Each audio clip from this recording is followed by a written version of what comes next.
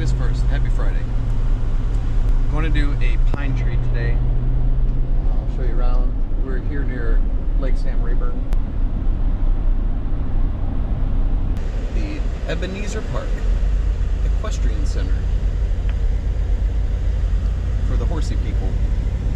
There's a little community back in here. It's kind of neat.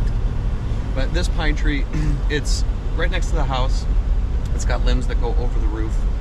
It's sort of trapped in by power lines where it cannot be felled. So what I'm gonna do, I'm gonna look at just taking it out, and I'm gonna set a rope in it. I'm gonna climb it, put a rope in it, do a big top, like maybe half the tree. I'll go up, cripple it, back cut it. I'll put a wedge in the back, come down, and just pull the top. I'll set a pulley block up. I'll show you, and I'll probably just use the bobcat to just pull the top out, and then once the half the tree is gone, then I'll have room to just fall the rest. Then it's cutting limbs off, throwing them in the chipper, throwing logs in the trailer, and that'll be that. There's Lake Sam Rayburn over there.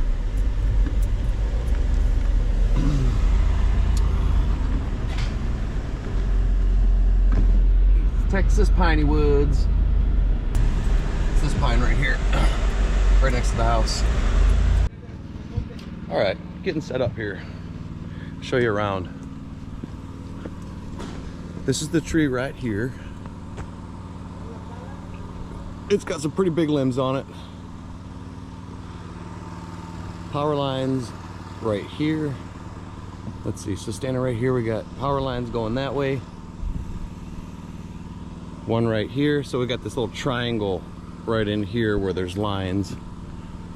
What I'm looking at doing, unless my plan changes, is I'll go up there, set a rope kind of high, and then right about in here somewhere, basically is where I'm gonna top it. I'll cripple it, probably I'll face cut, back cut, put a wedge in it. I'll leave a slightly thicker hinge than usual. And then just come down here, set a pulley block on that telephone pole. So I have the rope running through this, have the bobcat over here, and just pull it over right into here. Then we'll have room to just fall the stick, and I can I'll put a rope in it, and leave all the limbs on it. One thing I gotta look at is some of these big limbs, what they're gonna do to this tree, but I could probably bring it back this way where that stuff will clear, and it'll all just land right here. Got a propane tank there, obviously a house close by. That's the plan for now. Let's get at it. Got a 5/8 inch rope here. I'm gonna go up top, set that rope, and either on the way back down or on the way up, I'm gonna take off some limbs. Some of these front limbs, a couple of them, we'll see which ones, because there are some limbs on the top section that I'm gonna send. There's some limbs that come this way, and limbs below it that are coming this way, and what I don't want to happen is as the top's going, is those limbs to make it do something weird. So we'll just set up a clear path for the top, and we're gonna have control over it the whole time. Good control, so I'm not really worried about creating more back weight. All right, enough talking.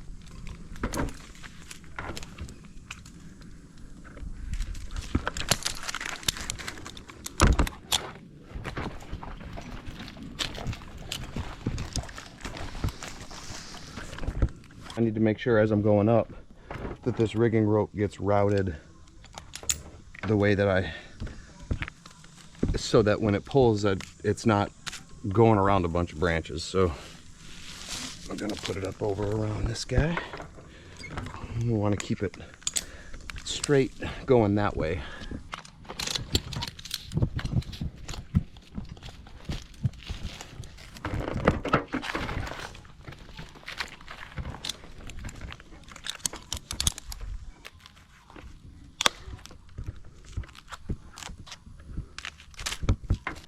All right, so I think this is about where I want to set that rigging rope, right in here somewhere, because we'll be cutting down there, and from the looks of that, we got plenty of room. So let's get this rigging rope set.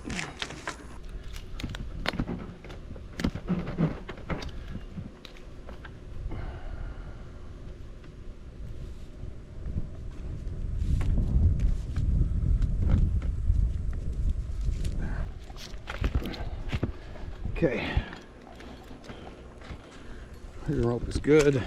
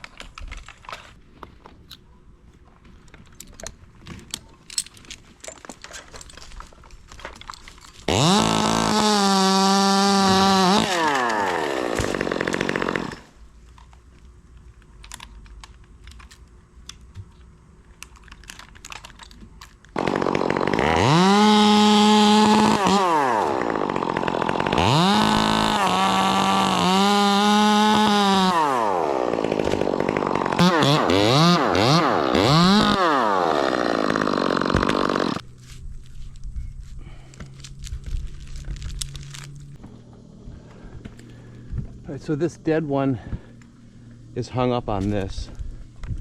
I got it supported here, but I want to get rid of this little one. So let's cut it.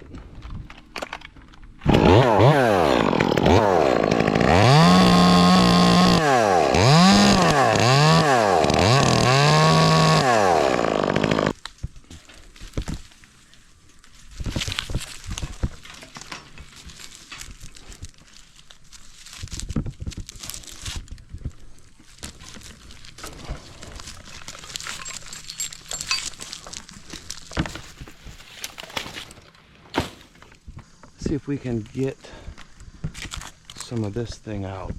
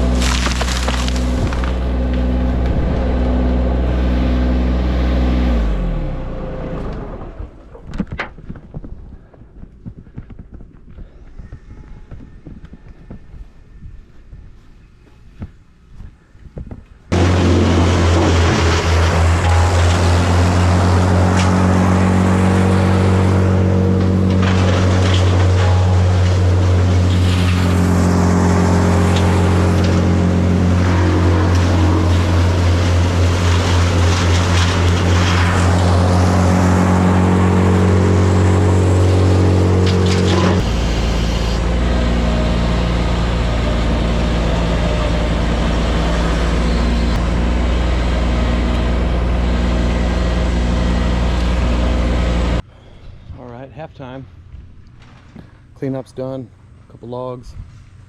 I'm not gonna get this in one trailer load for sure.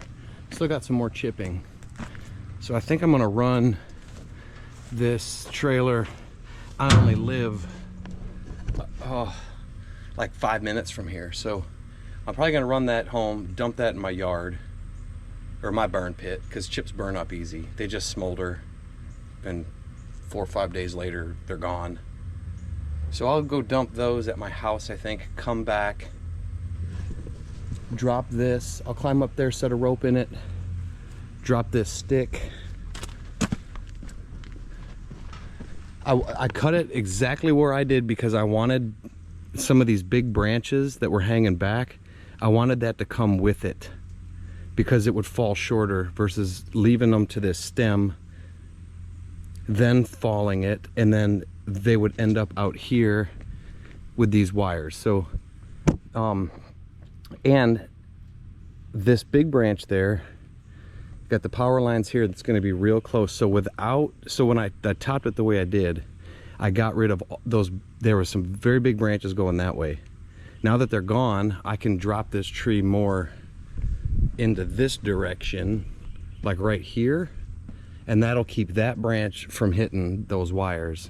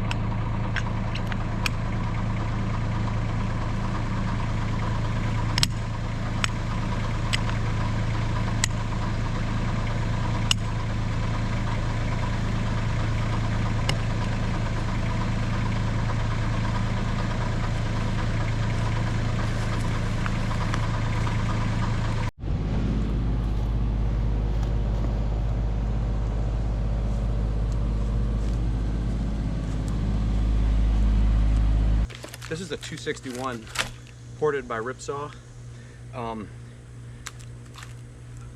I've tried running, before it was ported, I tried on a 20-inch bar, converting it over to 3/8 chain, and it was a no-go. You've got a 7 and an 8 tooth sprocket you can put on these. 7 is going to give you a little bit more torque, slower speed. 8's going to give you higher speed, a little bit less torque. So I went with a 7-tooth sprocket for the more torque, 20-inch bar, 3/8 chain, and it was a dog. So it's been ported. So I went back to a 325 pitch. Sticking with the 7-tooth. Now it's been ported. I went and bought a 25-inch bar, put my 3/8 7-tooth sprocket back on, and spooled up a 84 drive link, whatever. Basically 25-inch bar, 3/8. And this thing is ripping. I've also got a spool of 3/8 low profile. So I spun up a chain of that. The low profile chain will go around the gears of 3/8, but 3/8 will not go around the gears of a 3/8 low profile. The thing is ripping. I'm sticking with the 25-inch bar. I'm kind of running out of daylight today. Not daylight, but it's getting to be a long day. But what I'm gonna do at some other point is throw that 3/8 low profile chain or Pico on this and see how that runs.